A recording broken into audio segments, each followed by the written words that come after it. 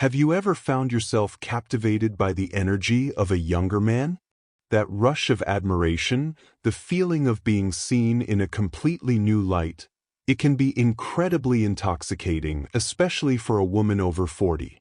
But what if this captivating connection comes with a hidden cost? According to the profound work of Swiss psychiatrist Carl Jung, there is one critical mistake women in this situation almost always make. It's a single error in judgment that can lead to emotional exhaustion, heartache, and a painful loss of your own personal power. This isn't about society's taboos or simple age gaps. This is about the invisible, archetypal forces at play. In this video, we're diving deep into Jungian psychology to uncover exactly what you should never do to ensure this relationship dynamic empowers you rather than drains you. So, what is the number one mistake you must avoid? It's not what you likely think. It has nothing to do with age, and everything to do with a specific psychological pattern that Jung himself identified. To truly understand the powerful pull and the potential pitfalls of this dynamic, we need to meet the unconscious characters that take the stage. In Jungian psychology, these are known as archetypes, universal, primordial patterns of behavior that live in the collective unconscious of all people. They are the core roles in the internal drama of our lives, and in a connection between a mature woman and a younger man, a specific cast is summoned to perform. First, we have the figure of the puer aeternus, which is Latin for the eternal boy or eternal youth. This archetype embodies the spirit of potential, spontaneity, boundless freedom, and youthful enthusiasm. A man under the strong influence of the puer is often charming, creative, and filled with big dreams and ideas for the future. He represents possibility itself. However, the shadow side of the puer is his difficulty with grounding those possibilities in reality. He can be averse to commitment, structure, and the mundane responsibilities of adult life. He often lives with a sense that his real life is just about to begin, always on the horizon, which can make him seem ungrounded or even avoidant when faced with limitations. Crucially, the puer is instinctively drawn to the mature feminine, not necessarily for a mother, but for the grounding, wisdom, and form that he lacks within himself. He seeks a container for his boundless energy. Standing in contrast to the puer is the senex archetype, which represents the old, wise man or woman. This is the principle of order, tradition, structure, wisdom, and discernment that comes with time and experience. In a woman over 40, the senex is not a masculine energy but her own mature, grounded, and discerning nature. It is the part of her that has learned life's lessons, that understands cycles, and that possesses a deep, hard-won knowing. This energy is stable, reliable, and capable of seeing the bigger picture. It is the antithesis of the puer's chaos and offers the very structure the eternal boy lacks. When she is centered in this energy, she provides a powerful, stabilizing presence. Now, we must introduce a central Jungian concept that explains the intoxicating allure, the anima. The anima is the inner image of the feminine within a man's unconscious. It is a complex archetype that contains all of his experiences, expectations, and ideals of the feminine, both positive and negative. No young man meets a woman purely as herself. To some degree, he encounters her through the lens of this inner anima figure. When a younger man encounters a woman who embodies wisdom, grace, and depth, qualities he may not yet have integrated himself, he is prone to project his ideal, positive anima onto her. In his eyes, she is not just a person. She becomes a symbol of everything mysterious, nurturing, and soulful. He sees in her the answer to his own unconscious yearning for wholeness.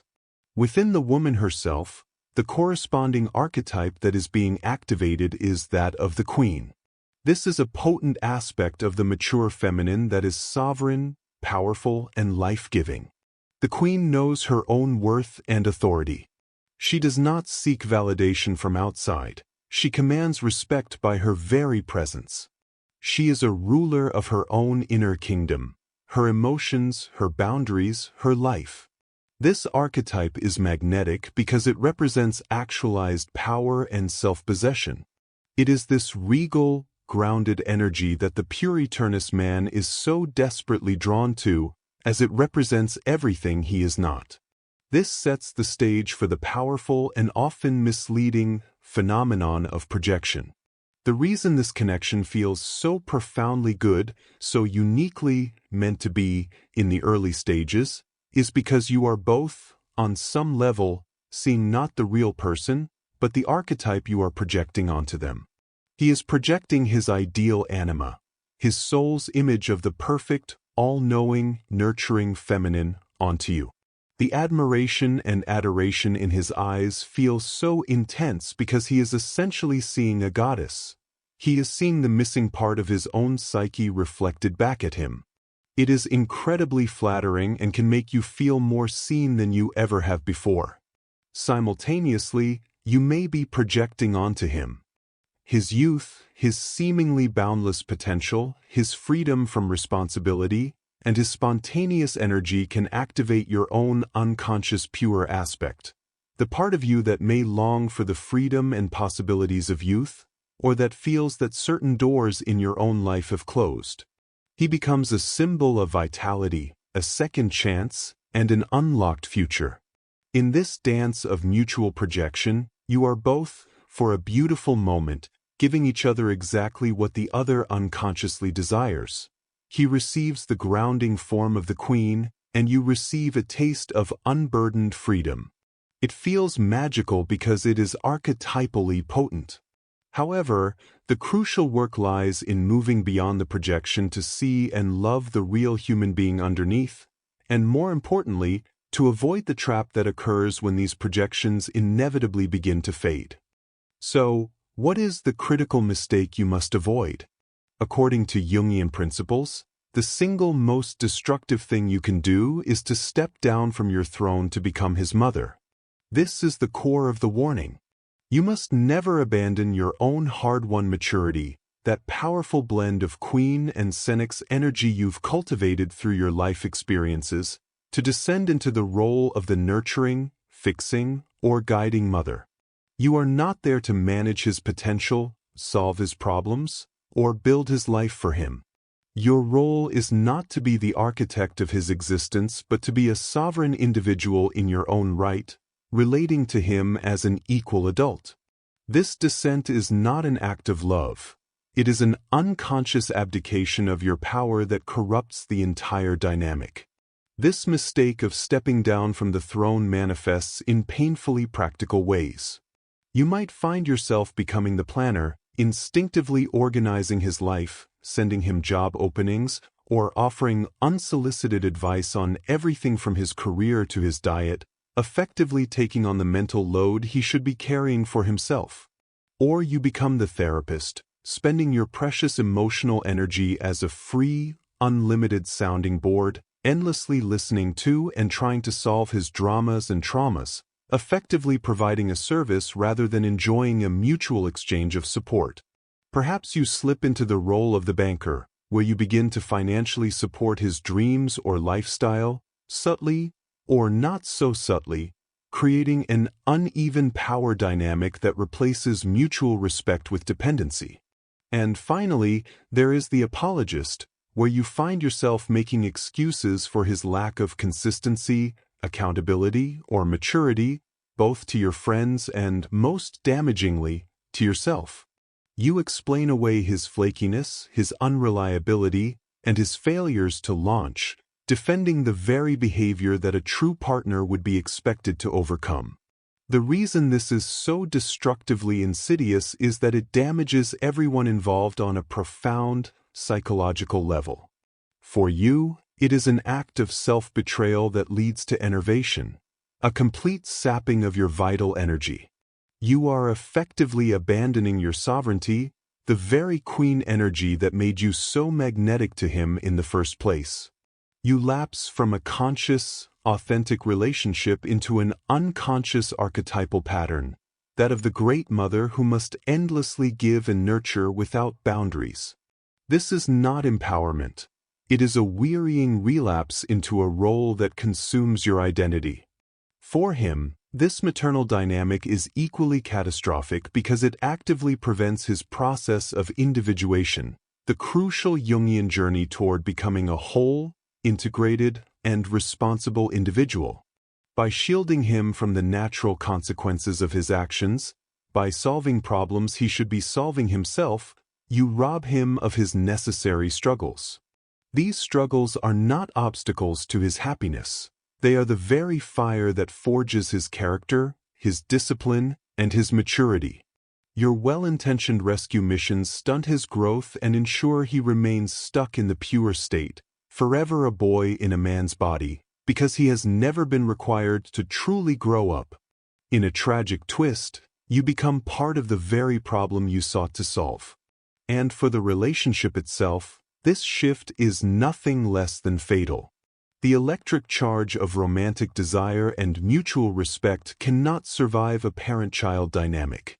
The moment you become his mother, you cease to be his lover and his equal. The dynamic becomes vertical, one up, one down, instead of horizontal, a partnership between two adults. This is inherently unsexy and unsustainable. The admiration in his eyes will fade, replaced either by resentment or a comfortable, childlike dependence, while your attraction will curdle into frustration and maternal exasperation. The connection, which began with such intoxicating potential, collapses under the weight of an unbalanced and archetypally dysfunctional pattern. The empowered path forward requires a conscious and deliberate shift in orientation. It begins with a firm decision to remain steadfast in your own sovereignty. This means fully embracing your role as the queen of your own life. Understand that your primary gift in this dynamic is not your labor, your advice, or your problem-solving capabilities. Your true gift is your presence, your hard-won wisdom, and the quality of your being. You are the one who inspires by example, not the one who builds for others. Your life, lived with purpose and self-respect, is the inspiration.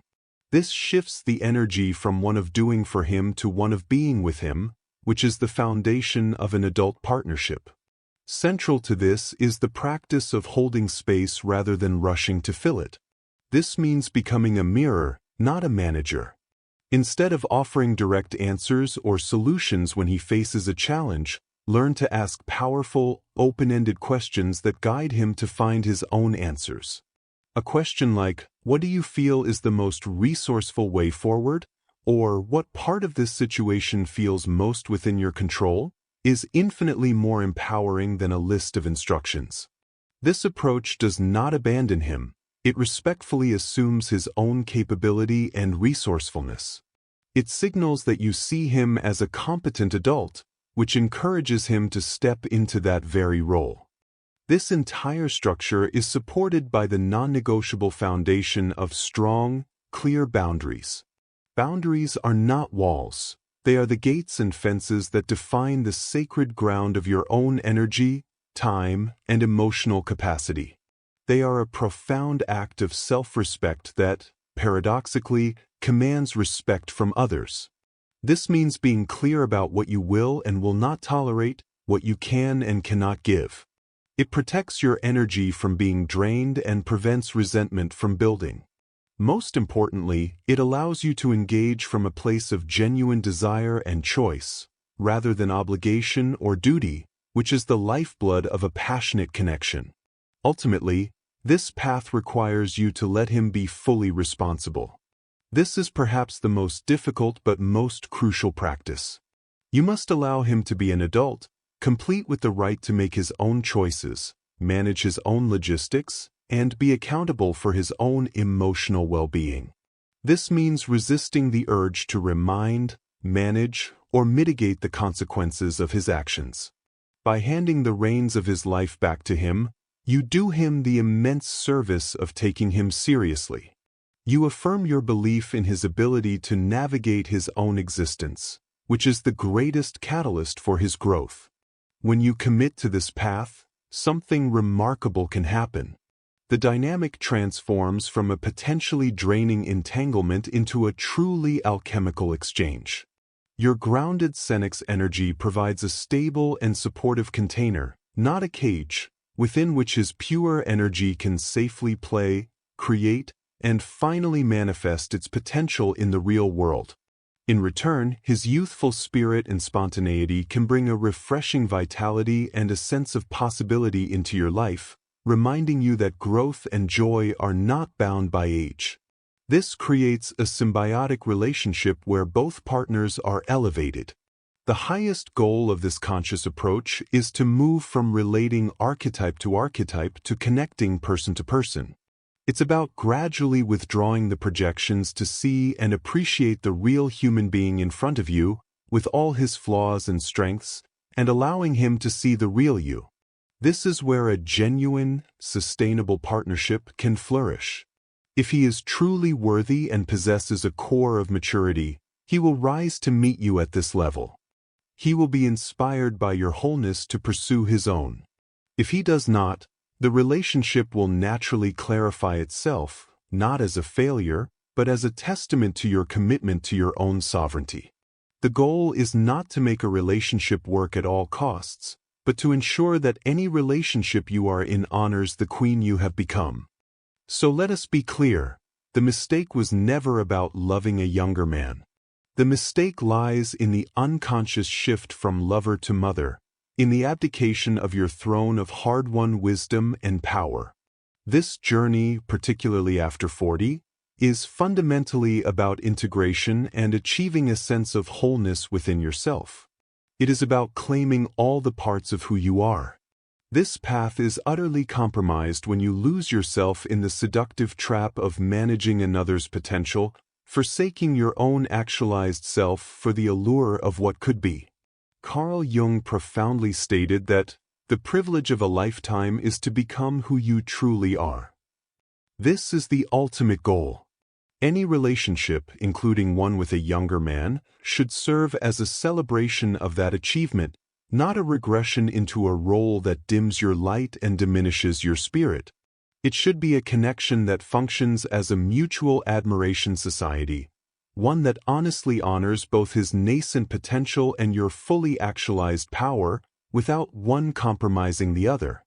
I want to hear from you now. What are your thoughts? Have you found yourself navigating this specific dynamic? Please share your experiences and stories in the comments below. Let's learn from each other and have a real conversation about this.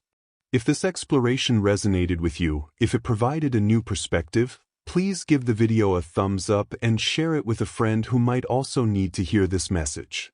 Your support in doing that helps this channel grow more than you know. If you want to continue this kind of deep diving into how ancient wisdom can help us navigate modern life, make sure to subscribe to the channel and hit the bell icon so you don't miss what's next.